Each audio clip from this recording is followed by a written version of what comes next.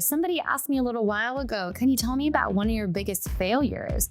And I was very confused when I got asked the question. And I was like, where have I failed? If you're looking at a blip in time, of course you failed.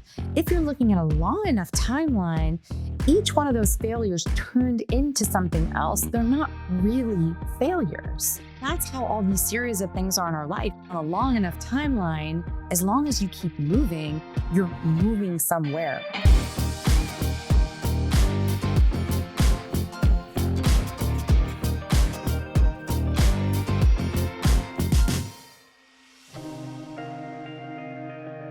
Neha, welcome to the Earn Your Happy podcast. I'm so excited to have you on. I am so excited to be here. I mean, just the name of the podcast says it all. Ooh, I'm so happy it resonated. I have to tell you, it came to me literally, you know how certain things, like certain phrases in your life just kind of stick? Before it was even a podcast, I was meditating one day and the phrase like popped in. It was like, earn your happy. And then where it came from is that as a young kid, I used to feel really anxious and depressed because I used to not feel happy a lot of my life. And I thought that we were supposed to be born happy. And, you know, my family didn't have a lot of good habits and we were an overweight family and we really kind of just like we didn't move, we didn't exercise. And as soon as I started that as a teenager, I was like, oh, you actually have to earn your happy by moving, by eating well, by having community, by being around the right people, by doing the things that you love. And it's really like been this message for me through my whole life that if there's something off, there's something that we should be doing, taking an action that we should be doing in order to make us that way. So that's where the podcast came from. That's so interesting because I think it relates through personal and business across the board. When you know, as human beings, we have a physical system, but then we also have a mental system. And when you work with integrity within your system, everything aligns and you can earn your happy. But you almost have to constantly work to keep things in alignment, to keep that momentum of the happy going as well. And it sounds like you've created that for yourself in your life, which is amazing. Yeah. I mean, truly, it's always a work in progress, but at least now, it's empowering, the formula because it's how you live your life too. But it's really empowering to know that there is a formula, I think, for each of us individually. So, you're one of those people who, when I got to, look at like all of the different things that you're doing, I can't wait to dig in because I know there's so many different pulls towards, so many things. I want to know what's behind that. So I think a great place to start would be to share what you're doing now and how you came into that. Absolutely. So I currently have a company called Full Glass Wine, and it is a direct to consumer wine roll up. And it's so interesting because the way things come out are not really how you think they're going to happen in life. Never. Right? It's kind of magical in a way though. And so watching everything come together has been really, really great. And I always, someone said this to me when I was younger, it was in high school. And I asked one of my teachers and I was so caught up in life and what do I need to do? What does my career need to look like? And he said, Neha, it's not about what you want to do. It's about what you want to do next. And that really resonated. And it took a lot of weight off of myself as well, that I don't need to have everything figured out. I just need to keep moving, right? I need to keep earning my happy. And the thing is that in different periods of your life, it starts to change as well of what you thought was going to be your happy. So some years ago, I had a fund. It was a small CPG fund. We also had a small wine business that we were kind of looking at, my partner and I at the time, that we had been working on. And, I just kind of got into the space. I had worked in wine before as well. And it was just really interesting. And, I teach undergrad as well at UCLA. And so one of the things I'm teaching is, we're always looking at interest rates because I teach accounting and finance. In 2020 and 2021, what was happening in the market was very interesting. Interest rates were so low, all-time low. There's so much money floating around in the economy. And I thought, I don't have a crystal ball, but I have textbooks. And I've seen this come up over and over again when you look at periods of time in history. And if interest rates stay this low for an extended period of time, what are the lagging economic indicators that are going to come up? So I thought, these businesses are going to need additional capital. Some of them are going to need some creative ways to be structured. And I thought, let me keep my eye out in the market for fun roll-ups. I looked at beauty, I looked at pet food, right? There are a bunch of different things in the space in CPG. And then I just, one company, Wink, ended up filing for bankruptcy. And there was my partner, his name is Louis Amoroso. Him and I worked together in the past. And we said, you know what, why don't we take a bunch of these companies, put them under one umbrella? They're great, great brands. They have so much energy behind them. And let's put them under one umbrella and really just rocket them, like rocket ship them.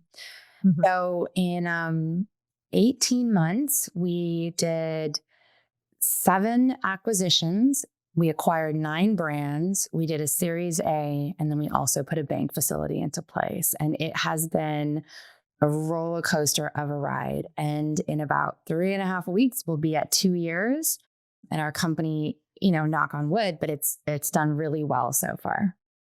Wow. So that's such a different business model than most people that I talk to are used to, is like, oh, we're going to go buy businesses that are going to need money because they're maybe not doing well, or they need, they're missing something, but you see a pathway to help them be a lot more profitable. So for anybody listening, can you just first explain what a roll-up is? You kind of said it, but if they don't fully know. No, absolutely. It's so basically what we're doing is we're taking a series of different companies and then we're putting them under one umbrella. And what you said was actually perfect is, all of them are great. They just might need to leverage, a different type of a skill set for some of them. So we might have one that also has a phenomenal wine, let's say for a high-end consumer, but people might on an everyday basis or, different types of occasions want to have a certain type of wine at a lower price point. So now we can cross-market the brands from one to another with the same email list. So it's essentially taking all these different companies, putting them under one umbrella, and then they can leverage shared services. So you can run the company more efficiently and thus make the company profitable very fast. We turn all the companies profitable within 90 to 120 days. And what do you think does that? Because from a company's standpoint of, they've been trying to make themselves profitable. Obviously, that's their goal. And something's missing. What would you say are your main, by looking at a company, that you have X that can make it profitable? Is it because you have a great email list? Is it because you guys have the best co-packers, manufacturers, and deals? Like, what all goes into that for you being so confident to go and know you can buy these companies and you're going to make them a success? So there's 2 parts there. One is, you said they all want to be profitable. I don't think that they all wanted to be profitable before, right? And I just want to be careful about how I'm saying that as well. But it's just at the point in time, if you look at 2018, 19, kind of the heyday, the influencer marketing, right? And then you look at 2020, 2021, where now you have interest rates are so low and there's so much money circulating in the economy. Essentially at that point in time, a lot of people were just motivated, and it wasn't always on them, but it's also just, it was a sign of the times where investors were hyper focused on new customers coming in. It wasn't a focus on profitability of the company. It was a focus on new customer acquisition. So one is, that's our focus, is to be profitable, but all companies are looking at that now. Again, sign of the times, right? Before, a few years ago, it was customer acquisition. Now it's profitability. So I just want to make sure everyone kind of gets benefit where it's due as well, because everyone was thinking customer acquisition before. But would you share really quick for people to also, because these were questions that I had that I did not know at all. Why would somebody not want to be profitable? Like, what was the end goal for them? Just share that for everyone. So if you have a business, we'll make up an example here. Let's say that you're selling microphones, right?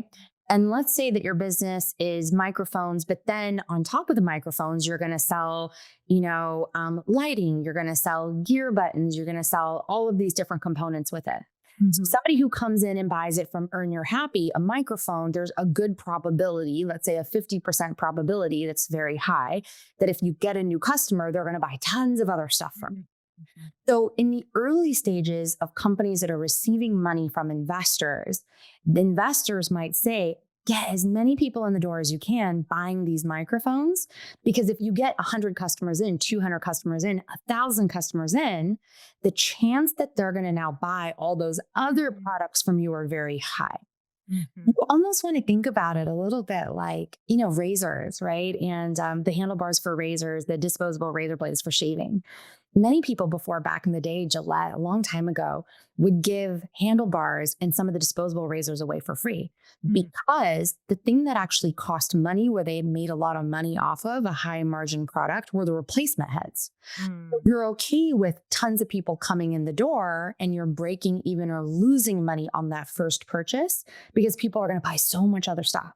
Mhm. So in 2017, 2016, 2017 through 2021, the most important thing to a lot of people were how many people do you have coming in the door to buy a product, even if you're not making money or making as much money on that first order. Okay. Yep.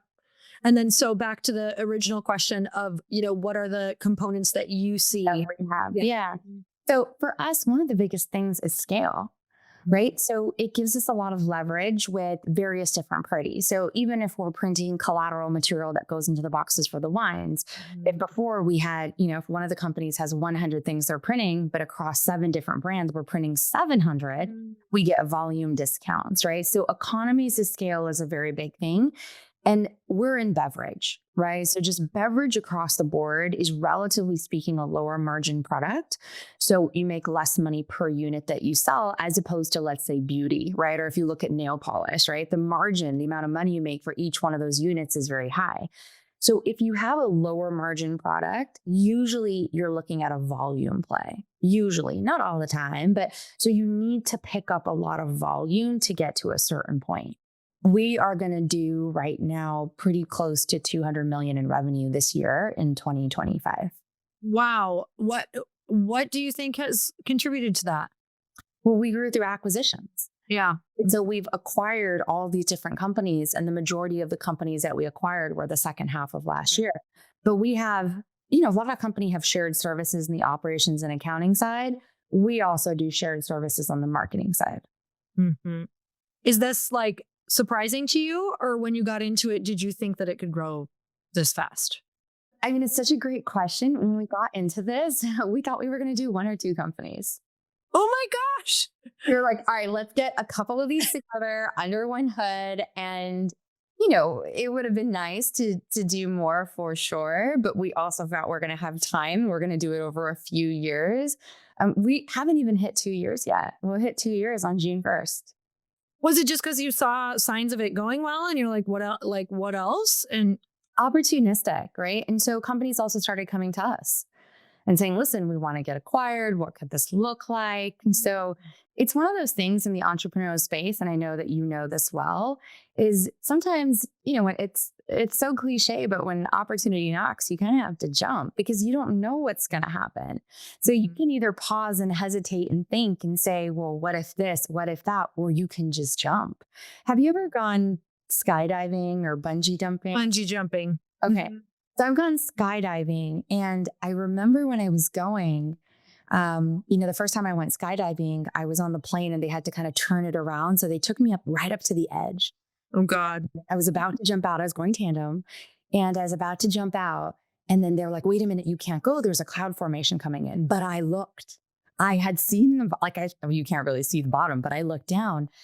Then it took them maybe 3 minutes to circle around to an area where there were less clouds. And I know it was only 3 minutes, but I think those 3 minutes were the longest of my life. And then when I had to jump, it was the hardest thing. Once hesitation kicks in, it almost holds you back to another level. But if you think you can start to see that hesitation come into mind, and you're like, you know what? I'm just going to go. I'm going to go. I promised myself just a couple of years ago, I always thought I was waiting for we're always waiting for the right moment to come up. Yep. I started to get some gray hair, and I realized it's not about the gray hair. It's about the fact that we think we have all the time in the world, but life is really finite. And so whatever it is you want to do, you got to get out there and you got to take the leap. kept on then thinking about that skydiving experience. And I thought, I never wanted to post stuff online. I would have never done podcasts. I never wanted to do those things before because I wanted to make sure that I was ready, put together, and proper where I presented myself. But the only thing that happened is just time passed.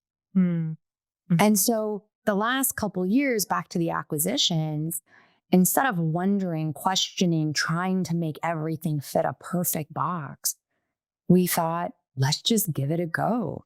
If something comes our way, let's give it everything we have. If it doesn't work out, it doesn't work out. One of the acquisition, but we got to give it a go because the only thing that's just happening otherwise, these opportunities in time just pass you by.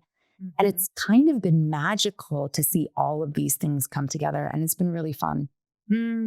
That's so amazing. So we were kind of talking about this before, and I had asked you, what would feel like a win? What are you most excited about? And you had mentioned, the fact that you're teaching, which we'll get into. But first I want to stay in this world of the full glass wine. And I want to know, does it feel like you're able to use a lot of your skill set and zone of genius in this particular area? Yes, I love that zone of genius. Have you read The Big Leap? No. Oh my God. It's going to be one of your new favorite books on planet Earth. I read it every year. It's by Gay Hendricks, but it defines zone of genius, and you'll love it. Okay, continue. That's actually so interesting. So I absolutely do. It's so interesting. I went to business school. When I graduated from business school, some of the concepts, I'm like, am I going to use this? And I worked in banking for years. And then I went into the startup space. I've never seen everything come together so much in my life as it is right now. And it also makes the components, like all these various things, so much fun. So I worked in banking a long time ago. I also was there during the 2009, 10, 11, 12. Oh, yeah.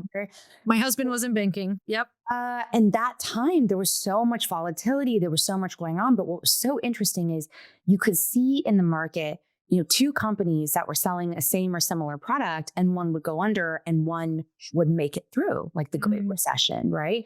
The thing that made the company make it through was the one that had the right infrastructure in place. They had the right understanding of overall operations. They had the right relationships, right, with their logistic people, with their co-packers, with everyone across the board.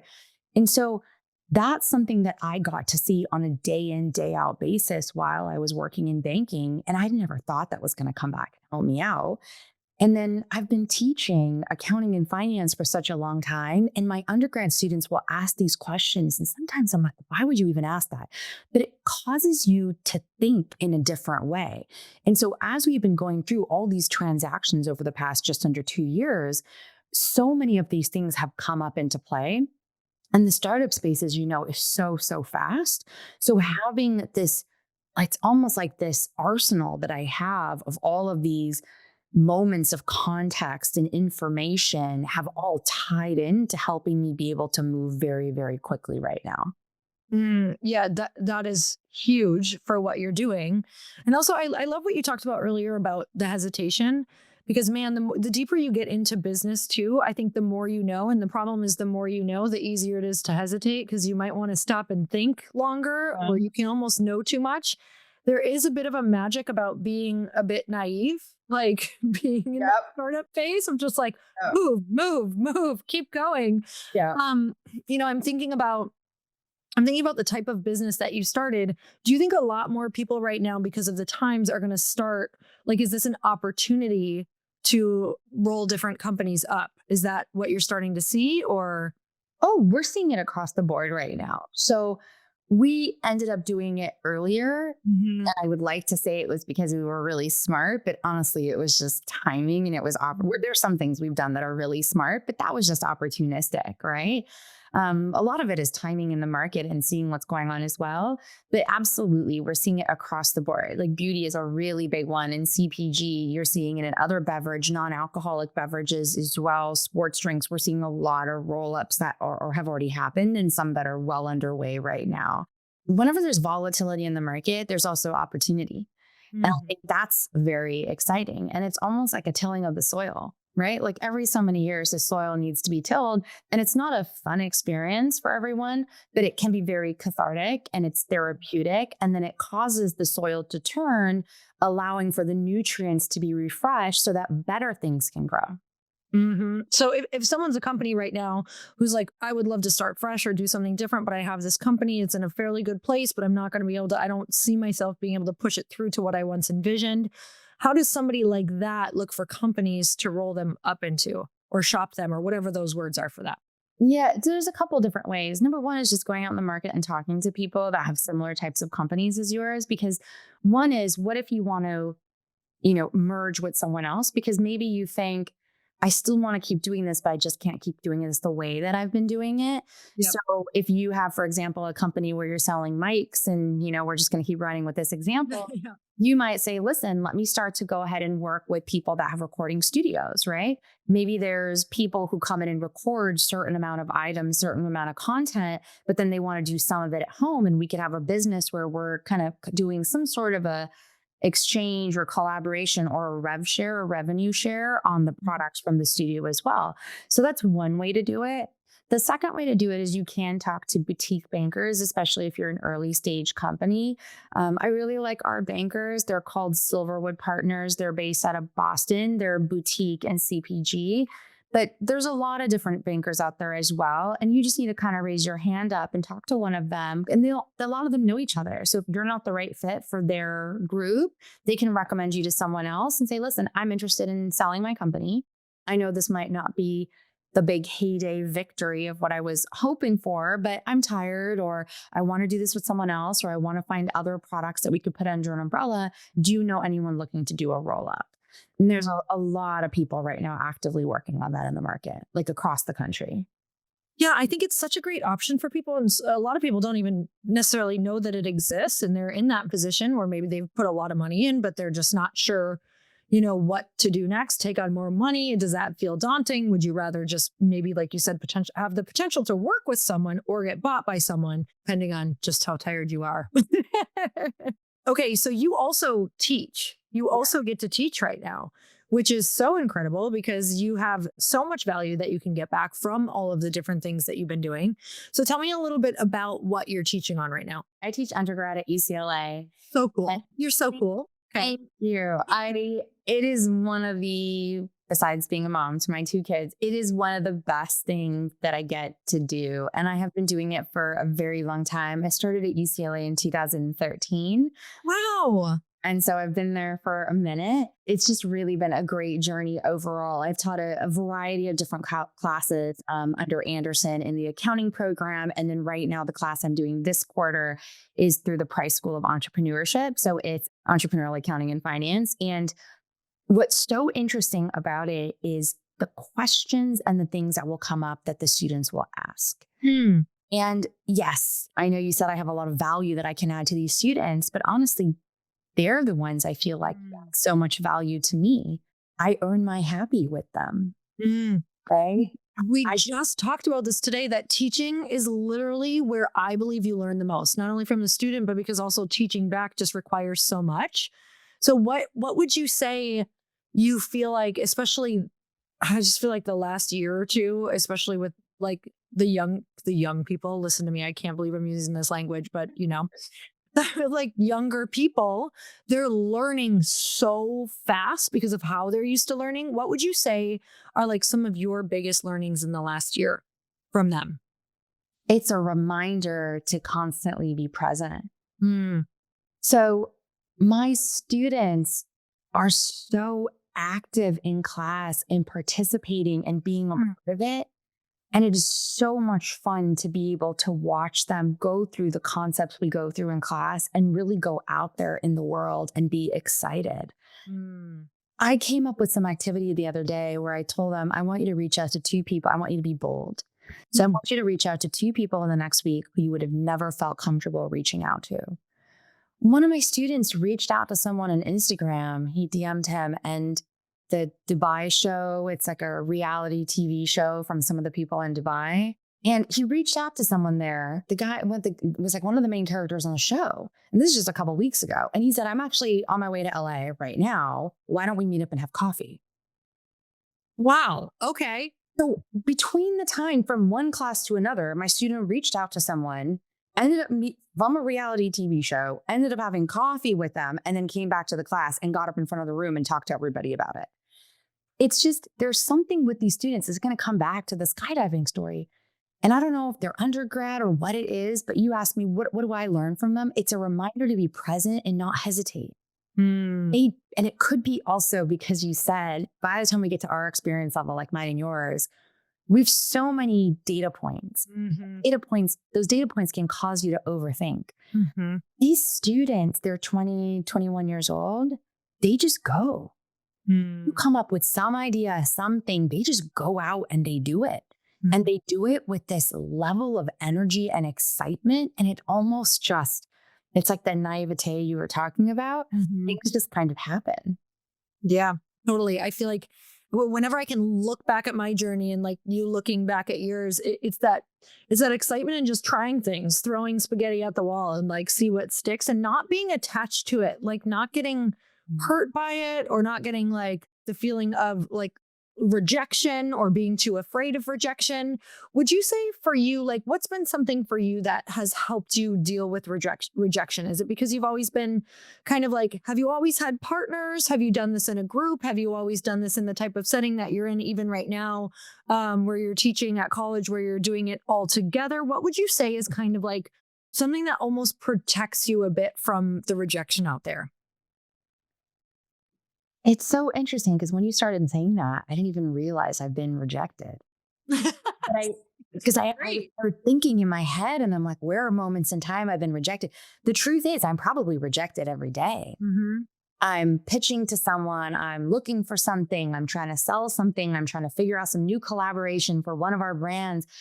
It's so interesting. I don't even hear it anymore. Mm. What I hear is this just isn't right for them. And this might just not be right for them right now. Hmm. What And do you it's, think you focus on to do that? yeah, I think it's shifting your perspective. Mm. You've interviewed people before. I think it's really important for people to interview people because if you're interviewing for a job or interviewing for something, because when you meet candidates that aren't the right fit, you know that it's not that they're not the right fit.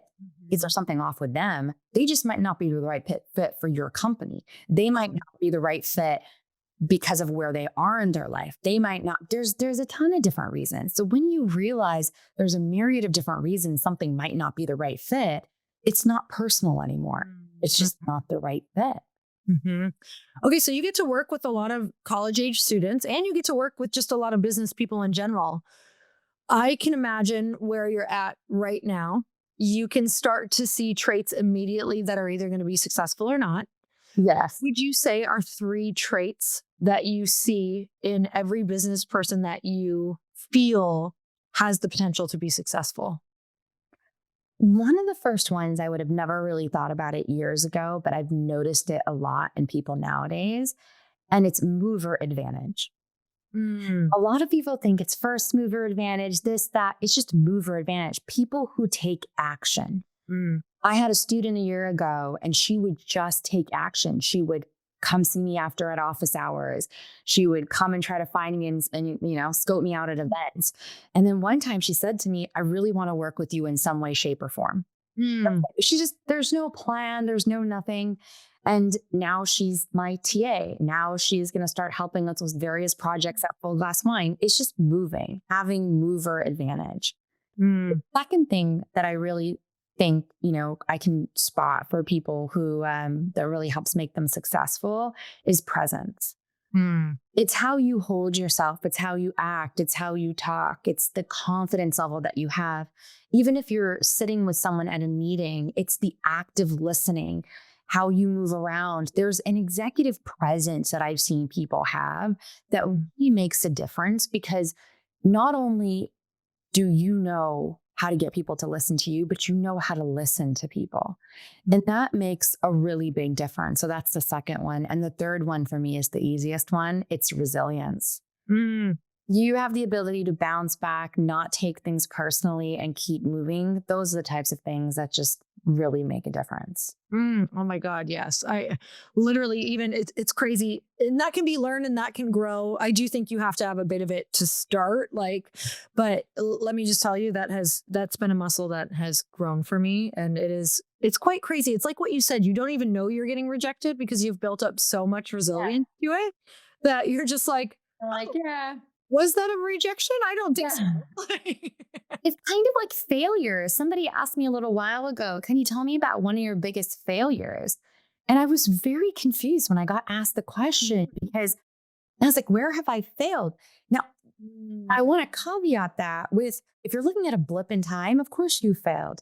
If you're looking at a long enough timeline, each one of those failures turned into something else. They're not really failures.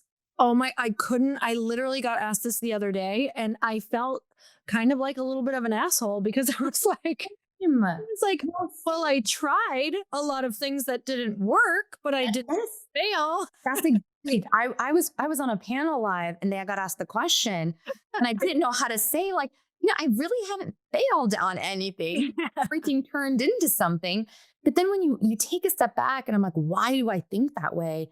Because I'm not hesitating after there's a failure. It comes back to Yeah. hesitation. You're just in motion, you're moving, you're like, this happened, it didn't work out, got it. Let me try something else. Let me try something else. It's almost as if I told you, hey, you know what? I'm going to give you, or, let me try this. If you could have any car in the world you want, what would that be? Me? Yeah. Any car. I want to build out a vintage Bronco, Got it. What color would it be? light blue, What about the interior color? like a tannish interior. Oh my God, that sounds gorgeous. Thank you so So much for I- providing it. If I told you right now, outside of your house, that car is waiting there for you. The only thing is, I have a box, right? That's right outside the car, and it's 1 story high, which is very high. And it's like 3-4 feet wide, and it's full of keys. To go find the key for it, and then you can have that car. So if you try the first 10, 50, 100, 100, 500 keys, you might not find the right key. But are you going to stop? No. You get the car for free, you get it, right? Right. That's how I think about life. If I told you all of that, and every time you take a key and you go and try it, you're not going to sit there. I don't think you're going to sit there and go, this key didn't work. It's horrible. I don't like it. What was me? You're going to go, okay, next one. And then just judging by what I know of you as well, I think you'll come up with like an operational line. You're going to have like a line of people, and people are going to hand the keys. Someone's going to try, someone's going to go. You're going to be like, how can we tag team this? Can we do one person on the driver's side, one person on the passenger side? Can we get this as quick as possible? We'll be motivating them and they'll be doing it. Food for everybody, and I'll provide the wine, right? So Great. I love this. it's like a fun thing, but like when you're in motion, you're not sitting there thinking, is this key the right key or the wrong key? You're just, okay, this one didn't work. What's the next one? What's the next one? And that's how all these series of things are in our life. And that's why people like you and I, when we look at it, we're like, wait, we didn't really fail. We just went on to the next thing, or we tried it a different way. So if again, it's looking at it as a long enough timeline, because on a long enough timeline, as long as you keep moving, you're moving somewhere, which is nice. I love that analogy. I'll have to use it. It makes so much sense. I think people too with it sounds like, well, you are a teacher. I have like a teacher archetype. Like I definitely love to teach. Anything I learn, the first thing I want to do is pass it on, and it helps me learn even more. We had chatted about that. But I think when you're a teacher, failing doesn't really come into your brain much, because imagine like teaching a young kid to ride a bike, and every time they stumbled, you're like, fail, fail, fail. You're like, no, every time they stumble, you're like, oh, you're a little closer. Like it's actually important for them to fall to the right, because they have to learn what that felt like in their body to not do it again. It's actually important for them to fall to the left. It's important for them to like fail so that they understand how to stay on. And so I feel like I've always looked at, okay, that option doesn't work. That didn't work. That didn't work. I think, challenges, just because I'm in such startup mode right now, I'm in the first year of a CPG company. And it's like, I think once in a while, this is the first time that I've been like, the level in which things don't work, like how many things don't work sometimes, that you're like, oh, wow, there's a whole lot of things that aren't working to find the one that is working, just because it's new. It just takes it. Sometimes that can take a little bit of a hit, but I have to remember, oh yeah, this is like everything. It's just, there's more keys in this pile. Yeah. A lot of keys. Yes. And this is just not making it mean anything. Exactly. Not making it mean something, because I think when we're new in something, I think that's the difference. So I'm analyzing, I'm trying to see why for the first time in a very long time, I'm feeling a little challenged, but I think that you just nailed it. I think that in the beginning of something where maybe our skill set is a little bit different and we're back in something totally new again, it can be like, oh, does this mean I'm not good at this? Or does this mean that maybe I shouldn't have gone down this road? And usually it's like, no, you just need to keep adjusting, you know? So for you right now, like, what are you personally feeling like you're working on? Like, is there an area that you're challenged in that you're trying to grow in right now? I mean, that's a really interesting question. I'm gonna actually have to think about that one. Yeah.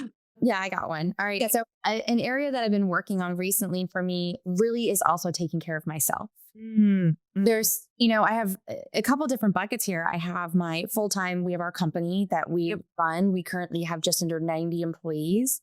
Wow. There's a lot of different moving pieces there as well. And so there's that. Then I have my teaching, which is so much fun and so rewarding. And then I have my family. I have two little kids, a 6-year-old and a 4-year-old. My husband, my in-laws, my parents, we have a wonderful, wonderful family and great friends. The one thing, so it's kind of, it's like three big components here. The one thing that ends up getting lost at times is taking care of myself. Mm. And I used to think, or how my life was before many years ago, was I could say, oh, I'm going to take a week and I'm going to decompress, or I'm going to take 2 full days and I'm going to decompress. There's no way that's going to happen right now. Like I can look at the rest of this year and that's not going to happen. It's finding the moments, it's earning your happy, but it's finding the moments of happy and your pause in between when everything else is going on. So, and that's a challenge because what I need to do is be able to find, even if it's a 15-minute walk, I'm going to take this 15 minutes. I'm going to go for myself. Everybody else can wait. And I'm just going to listen to the birds. I love hearing the sound of birds. I think it's very relaxing. And if it's, right now I have a performance coach and I have calls anywhere from 1 to 3 times a week. And that for me is something that has been really, really great because we'll come up with certain tasks, things I need to work on. But instead of saying, what are you doing for the next week? We do, what am I doing for the next 24 to 48 hours? Like bringing it into a shorter bite-sized amount of time allows me the ability to be able to move quickly. And I'm sure you've heard this saying before, but how do you eat an elephant? It's one bite at a time because it can be very overwhelming. And so for myself, it's really remembering to take care of myself, go work out, go for walks, whatever it is that makes me happy. One of the things I love doing is arts and crafts with my 4-year-old. It's nice. She gets so into it. It makes me feel good. It's therapeutic to use my hands and make things and glue things. And it's nice. Yeah. But this is a challenge. Yeah, especially it sounds like you're close to your family, which is the biggest gift, but also it makes you want to spend time with them. Like in the pockets of your day, it's like you're probably always with your in-laws then, or your parents, or making time, or Sunday dinner, or that extra time with your children. And it is important to go find those pockets for yourself, especially if you're someone who needs that time alone. And you have me intrigued with performance coach though. Like what exactly is that? So they have you, is that to move you forward in your business or life, or just all of the things that you're focusing on? I mean, my business and life are all one. Yeah. So it's all of the things that I'm focusing on, but it really is with an eye towards what am I looking to accomplish and what are the steps towards making that happen. But when we're talking about what do I want to accomplish, it's again, not what do I want to accomplish in the next 10 years. It's what do I want to accomplish over the next 48 hours. Yeah. Constant mergers and acquisitions mode. So it's around the clock. There's so many things going on and things can change very, very drastically, very quickly. And so for us, I want to make sure that I can keep an eye on the prize of what are the things that I want to get done and what do I want to make happen, and to really kind of hit out all the noise, because it's so easy as human beings to allow what other people are saying, what other people are doing, what's happening, kind of get into your sphere. And so working with someone on a dedicated basis like that for me, and a consistent basis, I should say, it really keeps me focused, which has made such a difference. So do you work with this person like every couple days, or do you text, or do you get on a call? So we only do phone calls. They're 30-minute phone calls, and it's exactly 30 minutes. We will text when to coordinate them, but we typically do 2 to 3 a week. Sometimes my schedule can be challenging and we'll be doing one. I have had the same coach for, I think it's been 9 years now. Wow, that's incredible. I've actually never heard of that exact style of coaching. And that resonates with me so deeply because I'm like, no, I need to like have somebody hold me accountable for the for 2 days in a row. Like, nope, you Yeah. said you wanted to do that phone call. Nope, you needed to talk to that person. That is powerful. I feel like you could almost start that if you don't have a coach. I do feel like that is something you could do with a highly accountable friend. Yes. You Yep. know, every 2 days you put the goal for the 20. That is like game changing for me, just so you know. Like, Yeah, but some- then I will shoot him a text. So we don't do a lot over text because we want to minimize outcomes because then you just start going into, this happened, this happened. It's and it's 30 minutes succinct. No going over, nothing else. You're not talking about why I'm bothered. It's what am I looking to accomplish? Because then you quickly you're like not squatting out. Trying to think of the word with flies, right? You're kind of shooing them away. Potting, chewing, squashing. Yeah, right. You're kind of like getting them out of the way really fast of the emotions of, oh, I'm really bothered. I don't want to make this happen. Is it ego? Or is it that I'm bothered by something? What's getting in the way of me trying to accomplish this component? Because a lot of it is personal at times, right? Yeah. And so what I'll do though is he'll say to me, hey, in the next 48 hours, you got to accomplish this and get this done. We talked about it. And he'll say, just shoot me a text. I did it or I didn't do it. And if I didn't do it, right, it's just sort of holding me accountable. And if I didn't do it, I'll say, hey, I didn't get this done, but I'm recommitting to getting it done by tomorrow. No, we don't put any meaning to it. You're not making it right or wrong. I love that because it makes you move. It literally is just going to make you move. And when you really think about it, out of the things I had a coach kind of like that, but we weren't, I mean, it was kind of like someone who didn't talk about emotion. So I just assumed we were never going to do that. And it was one of the like best people for me because it was like, oh, he doesn't care about that. So it was like, it's almost like when you know someone cares, you're going to talk about it. And it's almost like it can be an excuse. So with him, I was like, he doesn't care. It's not an excuse. And all he wants is the result. So it was very successful for me. And you're reminding me of that. So thank you so much. So anybody on here who sometimes we can get really caught up in like the needing to work through it, the needing to process it. Yes, I think there is a beautiful, very important place that you should process. But at the same time, I think that it doesn't have to stop you. I think you can still perform and still go process these things later or at that time, compartmentalize it. So yeah, I love that. I want to touch on this real quick before we end, because you said that you had a year of yes. And I want to know what that has done for you. Tell me a little bit about it, but I want to know what that did for you in business, because you do seem to be able to move through things with a lot of speed and without getting emotionally, too emotionally attached to anything. Of course, it's so funny. That actually came from when I started to see some gray hair. Okay. And my son, he's 6. So he was like 4.5, 5 at the time. And he was watching Willy Wonka, the one with Johnny Depp. Yeah. And little kids watch things on repeat, like over and over again. They watch it on repeat. So he was watching it. And there's a scene in Willy Wonka where Willy Wonka tells Charlie the impetus for him wanting to give out the golden tickets. And he was on his annual haircut with his Oompa Loompa and he saw a gray hair. And he, was reminded again, that life is finite. You think you have forever, but you need to think about, what am I trying to accomplish? What do I want to do? Where am I trying to go? Because you don't have forever. And because I was, again, when you're hearing something over and over again on a daily basis, you really think about it. And my son was watching it. And then I had just had gray hair starting to come in. I'm like, you know what? I don't have all the time in the world. I say no to so many things. I want to go out there and I want to say yes to all these things that are coming my way, whether it's a podcast, whether it's we just got nominated for we're finalists at the Ernst & Young Entrepreneur of the Year Award, right? Somebody came and asked me, would you be interested if we nominated you? So here I'm just on a yes, yes, yes. And it's, you know what? We'll figure these things out. How do we fit all these things in? We will figure it out.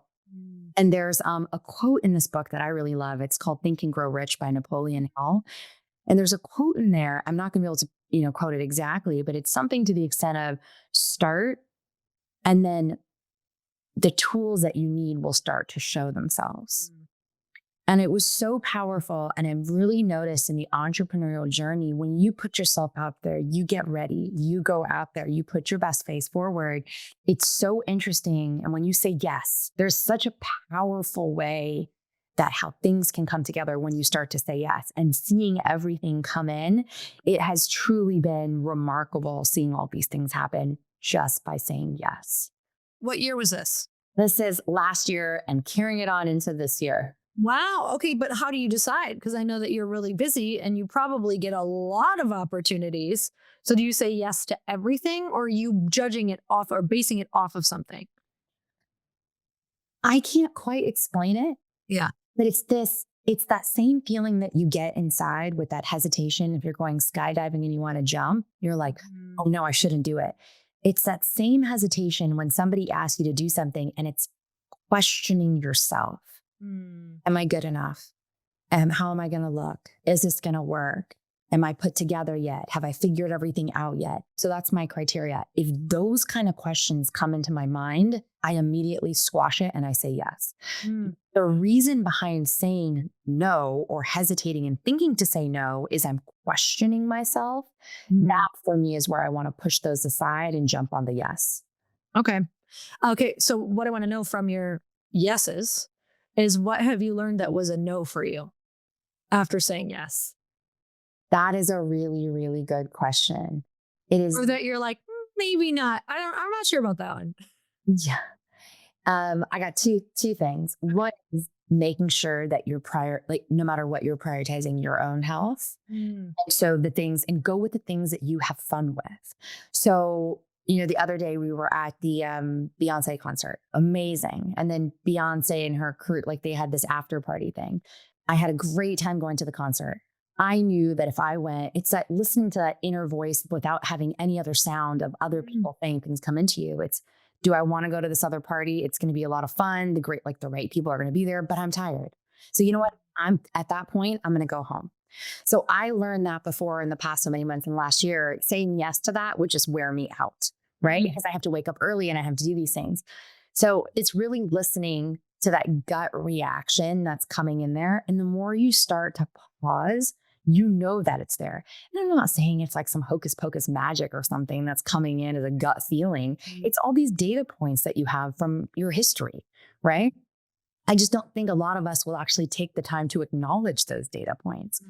The second thing is, no matter how much you have from the outside world to do something about certain hires, you got to go with what you know about a business. Wrong hires are going to make your life difficult for an extended period of time. And I know you've heard that. I know all of us have heard that in some way, shape, or form. And I had made a mistake during the course of this company. So in the past 2 years, where we made a hire and we did it because of things other people were saying from the outside. And I'm like, you know what? If everyone is saying we got to make this work, it should be the right reason. And let's say yes.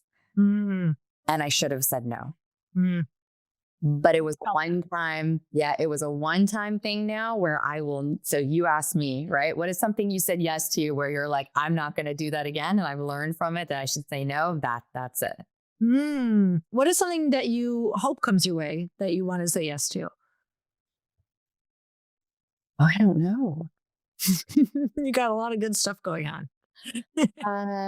No, I mean, that's such a great question because if you don't have things that you know that you want, you're never going to end up getting them. It's kind of crazy how that works. It's like you have to. And I think this was a really good reminder for me to sit and re-list out, because I had a list of things I wanted and they happened.